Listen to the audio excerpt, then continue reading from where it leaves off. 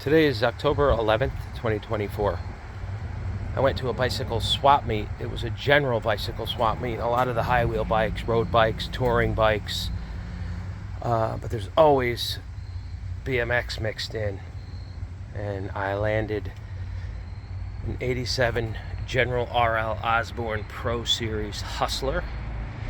It's a Hustler Pro. It is pretty much original.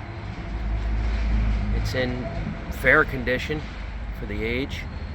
It's pretty complete. It's got everything that it should have on it. So we landed that.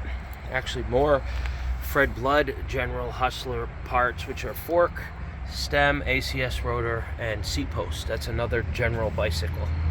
Fred Blood was the rider. This one was RL Osborne. Also found a pair of Peregrine 48 spoke rims with the RL ACS 150-pound freestyle tires. So these are what I'm gonna think. That one had the black decal on it, and this one has the kind of that prism. And each rim is